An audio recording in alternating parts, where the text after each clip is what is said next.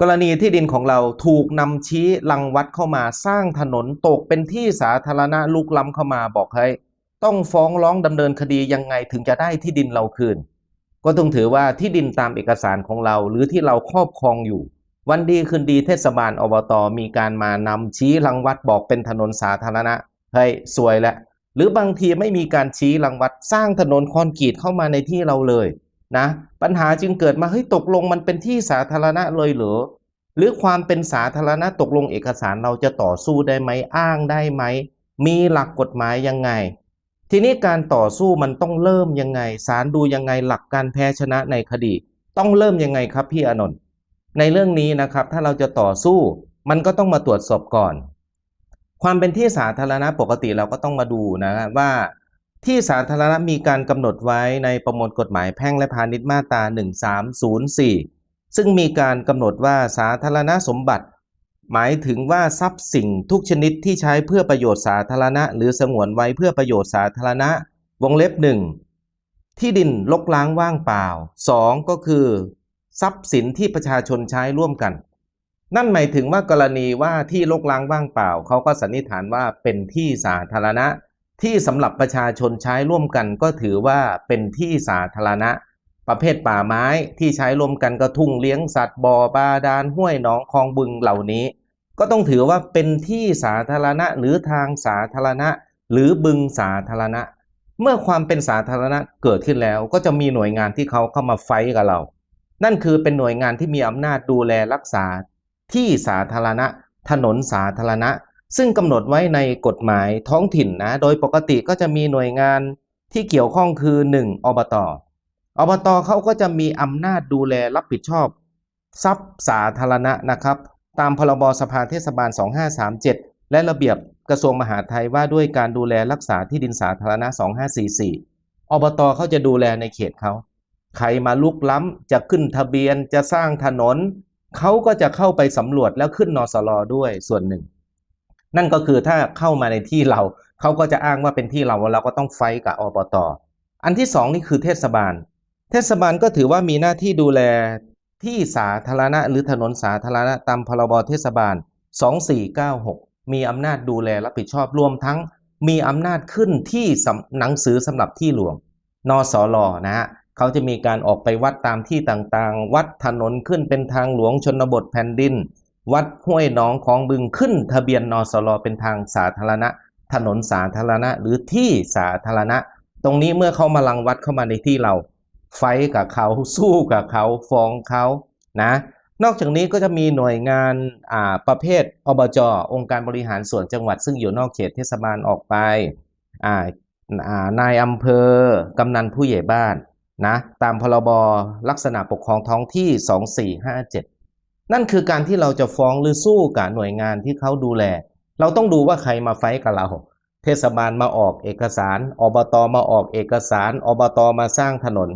ถ้าเข้ามาในที่เราซึ่งเรามีเอกสารเรามีการครอบครองหรือไม่มีเอกสารแต่เราครอบครองมาไม่เคยเป็นที่ดินที่ประชาชนใช้ร่วมกันนั่นคือเป็นที่ที่เรามีสิทธิที่ครอบครองฟ้องหน่วยงานที่เข้ามาอบตเข้ามาฟ้องอบตเทศบาลเข้ามาฟ้องเทศบาลนะครับในการฟ้องก็คือต้องพิสูจน์กรรมสิทธิ์ในที่ดินว่าเคยเป็นที่หลวงเป็นที่ที่ประชาชนใช้ร่วมกันไหมโดยฟ้องแสดงกรรมสิทธิ์ต้องฟ้องไปที่ศาลจังหวัดในท้องที่ที่เกิดเหตุนะไม่ใช่ฟ้องไปศาลปกครองนะศาลปกครองเคยมีคำวินิจฉัยว่าถ้ากรณีว่าการพิสูจน์เรื่องที่ดินว่าใครเป็นผู้มีกรรมสิทธิ์คุณต้องฟ้องที่ศาลจังหวัดของคุณแต่การที่จะฟ้องศาลปกครองนั่นคือกรณีที่ดินเราชัดหน่วยงานราชการมีการกระทำละเมิดหรือเป็นคำสั่งทางปกครองที่ไม่ชอบคุณฟ้องไปที่ศาลปกครองได้แต่ทีนี้หลักการแพ้ชนะมันก็ต้องมาดูนะครับว่ามันเคยเป็นที่สาธารณะแล้วโฉนดคุณไปออกทับไหมหรือกรณีว่าเป็นโฉนดคุณเคยยกให้เป็นที่สาธารณะไปไหมการยกให้เป็นที่สาธารณะนะครับมันก็ถือว่าแม้จะไม่มีการทำหนังสือยกให้ไม่มีการขึ้นทะเบียนนสลถ้าคุณเอ่ยปากว่ายกให้พ่อแม่คุณที่เคยเป็นเจ้าของเอ่ยปากยกให้ความเป็นสาธารณะเป็นที่หลวงมันเกิดทันทีต้องระวังตรงนี้ให้ดียิ่งถ้ากรณีมีหนังสือมอบให้เทศบาลสร้างถนนตรงนี้เถียงเขาไม่ได้เลยความเป็นสาธารณะถ้าเกิดขึ้นมาแล้วมันคงอยู่ตลอดไปมันกลับมาเป็นที่เอกชนไม่ได้สาธารณะ จะมีการจำหน่ายจ่ายโอนได้ก็โดยรัฐมนตรีกระทรวงมหาดไทยเท่านั้นนะถึงจะสามารถที่จะจำหน่ายที่สาธารณะออกไปได้เมื่อเป็นที่หลวงต้องเป็นสาธารณสมบัติของแผ่นดินยากมากๆทีนี้ในส่วนที่สาธารณะอีกประเภทหนึ่งก็คือประเภทที่คนเคยใช้ร่วมกันทุ่งเลี้ยงสัตว์บ่อบาดาลห้วยหนองคลองบึงต่อมาเลิกใช้ต่อมาตื้นเขินไอ้บางคนก็ไปจับจองไปอยู่และอ้างว่าเป็นที่ของตัวเองตรงนี้ต้องไปพิสูจน์กันนะว่าเคยมีการขึ้นเป็นที่หลวงเคยมีการขึ้นเป็นห้วยหนองคลองบึงไหมหรือประชาชนเคยใช้ร่วมกันจริงไหมพิสูจน์เรื่องการถือครองครอบครองนะว่าเคยเป็นที่หลวงประชาชนใช้ร่วมกันไหมถ้าเคยใช้ร่วมกันมันก็จะตกเป็นสาธารณสมบัติของแผ่นดินตามประมวลกฎหมายแพ่งและพาณิชย์มาตรา1304ไงประชาชนใช้ร่วมกันที่รกร้างว่างเปล่าแต่ถ้ากรณีเป็นที่เราซึ่งมีสค.1 มีนส.3 มีโฉนดนั่นคือไม่ใช่ที่รกร้างว่างเปล่าไม่ใช่ที่ประชาชนใช้ร่วมกันมีเอกสารรับรองสิทธิ์ให้เราแล้วหรือประเภทว่าเป็นที่ดินของเราซึ่งเรามีการครอบครองถือครองแต่ไม่เคยเป็นที่ที่ประชาชนใช้ร่วมกันตรงนี้ก็ถือว่าเรามีสิทธิครอบครองถ้าเป็นสาธารณะหรืออบต.เทศบาลลุกล้ำเข้ามาเราฟ้องขับไล่ได้อยู่ในเอกสารเราอยู่ในแนวเขตที่เราครอบครองอยู่ในสค.1เรานี้ฟ้องสู้ได้ทันทีแต่ต้องไปดูนะเจ้าของเก่าเคยยกให้ไหมเคยเอ่ยปากยกไหมและอีกประเภทหนึ่งแม้จะเป็นที่แต่มีประชาชนมาใช้ร่วมกันนานๆเกิน10 ปีก็ต้องถือว่าเป็นที่สาธารณะประเภทประชาชนใช้ร่วมกัน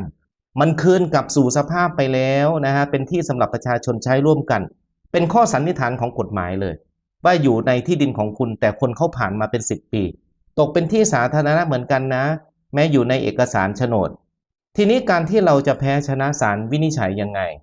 เบื้องต้นนะครับศาลจะดูประวัติความเป็นมาว่าที่แปลงนี้มันเคยมีประวัติเป็นทุ่งเลี้ยงสัตว์เคยมีคนใช้ร่วมกันมาก่อนไหมหรือใครครอบครองอย่างที่สองนะครับว่าตัวเราไปครอบครองปีไหนขอขึ้นเอกสารปีไหนเป็นการออกเอกสารชอบมาหรือไม่ตรงนี้ครับก็เป็นส่วนหนึ่งของการที่ว่าเอกสารไปออกทับที่สาธารณะไหมหรือมีการออกโดยชอบผู้ใหญ่บ้านกำนันไปเซ็นรับรองถือครองมาโดยชอบนะครับตรงนี้ก็เป็นส่วนหนึ่งที่ศาลจะมาวินิจฉัยส่วนที่3นี่ก็คือเป็นระวางทางอากาศนะเขาจะมีการถ่ายภาพทางอากาศที่เป็นล็อกเล็กๆถ้าเคยขึ้นว่าเป็นที่สาธารณะหรือห้วยหนองคลองบึงทุ่งเลี้ยงสัตว์หรือเขียนว่าสาธารณประโยชน์เหล่านี้คุณสู้เขาไม่ได้เลยนะแม้โฉนดคุณจะออกมาแต่ไปทับกับระวางตัวนี้เสี่ยงเพราะความเป็นสาธารณะถ้ามันได้ขึ้นแล้วเอกสารใดๆที่มาทับตกเป็นโมฆะทั้งหมดเพิกถอนทั้งหมดเลยอย่างที่4การครอบครองทำประโยชน์ก็ต้องดูว่าปัจจุบันใครทำประโยชน์ประชาชนมาใช้ร่วมกันนานหรือยังหรือเราถือครองสร้างบ้านครอบครองอยู่ต่อเนื่องมาศาลวินิจฉัยเป็นส่วนหนึ่งของการครอบครองที่แท้จริงในสภาพปัจจุบันอันสุดท้ายนะครับศาลก็จะมองดูในส่วนของการที่มีการยกให้ที่ตรงนี้ให้แก่สาธารณะไปหรือยังมีหลักฐานการยกให้มีชาวบ้านพยานยืนยันไหมว่าที่ตรงนี้เคยมีการยกให้ไม่ว่าจะยกให้โดยชัดแจ้งเป็นหนังสือหรือยกให้โดยปริยายเหล่านี้ศาลจะวินิจฉัยประกอบว่าใครเป็นเจ้าของเป็นที่สาธารณะหรือเป็นที่ซึ่งเอกชนสามารถมีสิทธิครอบครองได้ในเรื่องนี้ก็มีฎีกาวินิจฉัยไว้เหมือนกันนะครับเป็นฎีกาที่1969/2548มีโฉนดของปบางส่วนถูกน้ำซ้อพังลงในแม่น้ำเจ้าพระยาที่ดินส่วนที่หายไปในน้ำแม้จะไม่ได้ให้เจ้าพนักงานที่ดินแบ่งหักออกจากโฉนดที่ดินตามความเป็นจริงก็ไม่ได้แสดงว่าที่ดินของปยังคงมีเนื้อที่อยู่เต็มตามโฉนดที่ดินแต่คงมีอยู่ตามสภาพที่เหลืออยู่ตามความเป็นจริงเท่านั้นเพราะที่ดินบางส่วนพังจนกลายเป็นลำน้ำที่มีการใช้สัญจรเป็นมาของเรือแพเป็นเวลานานจนกระทั่งเป็นสาธารณสมบัติของแผ่นดินไปแล้วโจทก์ทั้ง3ซื้อที่ดินตามโฉนดจากปย่อมไม่มีกรรมสิทธิ์ในที่ดินส่วนที่น้ำเซาะจนหายไปในแม่น้ำเจ้าพระยาแล้วแม้นต่อมาแม่น้ำจะมีสภาพตื้นเขินเนื่องจากมีการสร้างเขื่อนภูมิพลกั้นทำให้กระแสน้ำเบาบางที่ดินยังกล่าวก็ยังคงเป็นสาธารณสมบัติของแผ่นดินอยู่ดีการที่โจทก์ทั้ง3ถมดินในที่ดินพิพาทจึงเป็นการกระทำละเมิดต่อเทศบาลจำเลยที่1ดังนั้นการที่เรามีเรื่องกับเทศบาลนะเราต้องไปดูว่าถนนทับที่เรามันอยู่ในเขตเอกสารสิทธิ์เราไหมถ้าอยู่ในเขตเอกสารสิทธิ์ต้องรีบฟ้องขับไล่ออกไปการที่เรายอมให้เขาใช้ที่ตรงนี้นานๆสุดท้ายมันจะกลายเป็นที่สาธารณะประเภทประชาชนใช้ร่วมกันต่อไปทันที